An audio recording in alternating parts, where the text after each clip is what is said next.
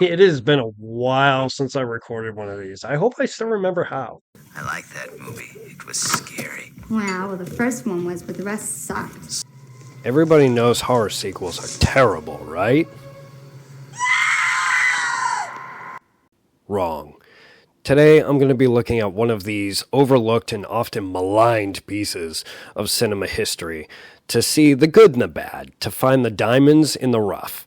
My name is Horrorman Mike, and this is Sequels Don't Suck. Hello, everyone. Welcome back to Sequels Don't Suck. Today, I'm coming to you from a special location with a very special guest. Today, we're talking about a film franchise that I personally am not too familiar with it, but for her, it is a family affair. Horror Freaks, today we are talking about Tremors. Hi, my name is Rachel. I actually have a family member who worked on the original set of Tremors. My uncle, Rick Bioni, has been working in Hollywood for as long as I've been alive, so at least 40 years. He's currently working on the TV show Paradise. He's had small cameo roles in some TV and movies. He's been a pizza guy. He's been a priest. He says he gets like royalty checks for like $1.43. It's very funny. So he told me some really fun information kind of behind the scenes of Tremors. One of the first things he mentioned was Tremors was not the actual original working title. It had three working titles at one point: Tremors, Dead Silence, and Beneath Perfection. I really like the title Beneath Perfection. Yeah. Tremors is great, but like something about that title, I'm like, oh, I kind Beneath of Perfection. wish they had stuck with that. That's so cool. I don't know. That's Hollywood. The cast and crew would get really cool swag. So my uncle actually mentioned that one of his favorite pieces of swag from that movie was a denim jacket that had the silhouette of the town, including the water tower on it, with Beneath Perfection underneath. Unfortunately, that jacket got stolen out of his car when he was in LA. He is still super bummed about that. Tremors was filmed in Long Pine, California.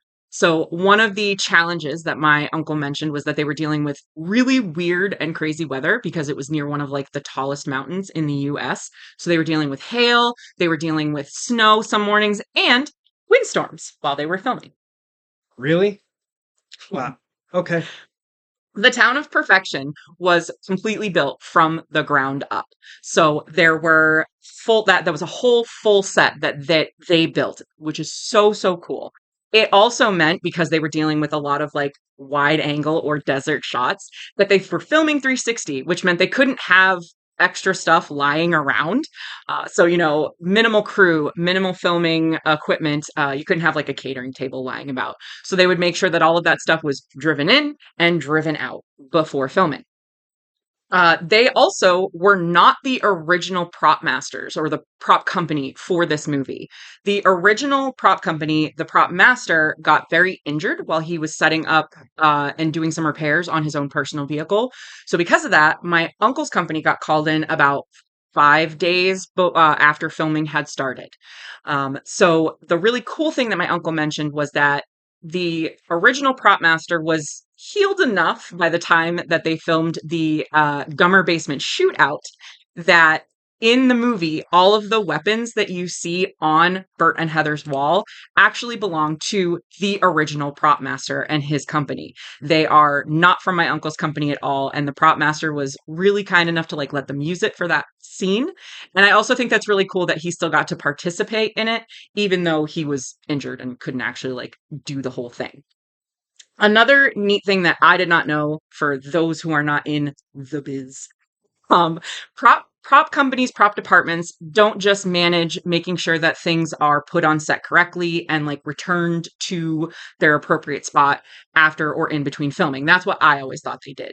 Prop companies are actually responsible for finding, buying, building, placing, and keeping track of every movable item that an actor touches during the production, which, if you think about it, that is insane. We're talking like wallets, cell phones, glasses, that so many like small moving pieces to keep track of it's crazy. Yeah. It goes way beyond weapons. You done? Oh, wait, hot dogs. So another really fun fact that my uncle told me that I thought would be really fun to talk about is Kevin Bacon. does not like hot dogs. There is a scene in Tremors where Val eats hot dogs right out of the package. I think it's when he and Earl are like arguing about whose turn it is for breakfast or something like that. Kevin Bacon does not like hot dogs. This was also back before vegetarianism was super common or just more widely like available like items. So they had to special order tofu hot dogs so that the scene could still be filmed, which my uncle didn't even know existed at the time. So that was a cool little fun anecdote he told me. Tremors was released in the United States on January 19th, 1990. With a budget of 11 million, it spawned over 16 million in returns, turning out to be a hit without being a super blockbuster material movie.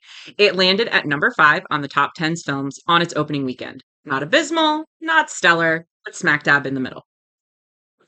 Tremors gave the world a new kind of monster, reminiscent of 1950s giant atomic creature movies. It's not necessarily scary, and honestly, it doesn't need to be. It was entertaining, it was fun, and the creature effects are still amazing to this day. We just watched it last night, and they still hold up. They do. It grossed enough for a sequel, which brings us to today's film, Tremors 2 Aftershocks. The writing team for Tremors was composed of 3 men, Brent Maddock, S.S. Wilson, and Steve Underwood. Where Underwood would be the director for Tremors 1, all 3 men wrote the script for Tremors 2 and put Wilson in the director's chair this time around. Fred Ward would be reprising his role as Everyman Earl Bassett, and Michael Gross would be returning and, in our opinion, completely stealing the spotlight So good. by once again slipping into the combat boots of survivalist Burt Gummer. He might be my favorite character. Yeah, Burt is honestly the star of the Tremors franchise. He really is. Kevin Bacon is the star of Tremors the film. Michael Gross is the star of the entire series, Absolutely. though. So the Graboids are back, and they've moved south to start feeding in a Mexican oil field. The local foreman calls in Earl Bassett as an expert exterminator, but Earl finds that the worms have a new trick up their sleeve. There's a new stage in their life cycle that we never got to see in the first film. When Tremors eat enough, they burst out of the ground and give birth to a litter of bipedal, heat-seeking offspring nicknamed Shriekers, given how they communicate with each other. With Burt Gummer called in as backup, our cast struggles to adapt to the Graboids as the Graboids themselves have adapted to hunting them. The original idea for Tremors 2 had it take place in Australia. The film was granted an initial budget of about $17 million. However, two of the stars, Kevin Bacon and Reba McEntire would not be returning for the sequel. Budget was slashed from 17 million to 4 million, which I don't know if you know this is a lot of money. Yeah, way too fucking much. Cast and crew took pay cuts, and the setting was moved to Mexico just to make the production get off the ground at all. All of the principal filming was done in 27 days. Which 27 days, however, we can't find out. It may not have been 27 days in a row in our wonderful host's research. He found that sources say Tremors 2 was filmed in 1994, but he'd also seen production pictures and storyboards dated from February to April of 1995. So, regardless, after all the film was done and edited, Universal Pictures sat on it for over a year or more. Again, depending on if it was filmed in 94 or 95, it could have been a year, could have been even longer than a year. But with a budget of $4 million, they never intended for a theatrical release, to spend extra money to put this cheap little flick in theaters and to try to break even was just not even feasible to them. And yet test audiences loved Tremors 2. The cast, the crew, and the test audiences, they greatly enjoyed the film and they championed for it to actually get a theatrical release. Maybe this is why the studio shelved it for so long. They were just on the fence as to what to actually do with this movie that they had. I feel I was denied critical, need to know information. Universal finally settled on the direct-to-video route, for better or worse, and Tremors 2 was released on VHS tape in April 9th of 1996. And I'm sure quite a few video stores across the United States made sure to have a copy on their shelves. All right, so here's the thing. Direct-to-video sequels, they typically suck. 90s kids, especially 90s Disney kids, like, we understand this. Land Before Time franchise, Land Before Time, I'm looking at you. Direct-to-video sequels is like a safe, cheap alternative to a theatrical release, but churning out direct-to-video sequels is like the fastest way to absolutely kill a franchise. So having Tremors 2 come out in video stores, it's like it's great for the diehard fans, but you're not really gonna make new fans because the people that are gonna rent Tremors 2 or Tremors 3 are the people that saw Tremors 1 as opposed to releasing a movie in theaters. Strangers that have never seen the movie before are going to pay money to get their ass in a seat because it's a movie theater experience. Direct to video sequels kind of kill franchises like that because you're not really, it's like a safe bet for a distributing company. You're going to It's a maybe cheap break bet. it. It's not even safe. It's a cheap bet. It's a cheap bet, and it really doesn't grow a franchise the way releasing films in a theater will. Tremors 2 as a direct-to-video sequel is not a fantastic reach for the stars blockbuster experience, and that's fine. It doesn't need to be. It's not the funniest of comedies, it's not the scariest of horror movies, and it's not the most explosive of action movies. But you know what it does really well? It entertains. And that's all we really want from our movies at the end of the day. Just entertain us. Tremors 2 is a popcorn munching, soda pop chugging kind of sequel that explores more of what these creatures are and what they can do.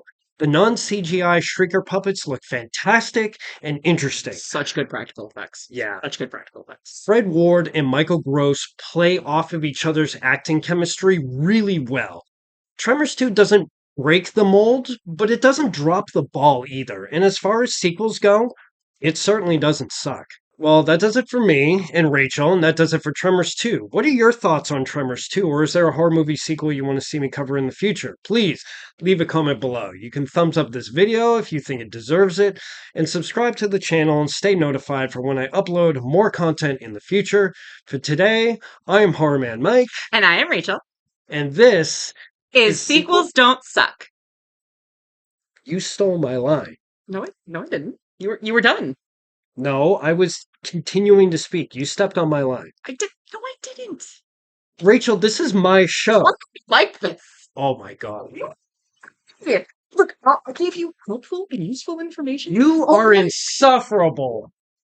Cool. Tremors was released in the... Bleh, I don't like that. No, that's fine. We're still rolling. We're still rolling. We're going to use that for the outtakes reel. We're using that for the outtakes I don't like that. We're still live. The non-CGI Shriekers, those puppets look fantastic and interesting, Really do. and I'm going to retake that because I don't...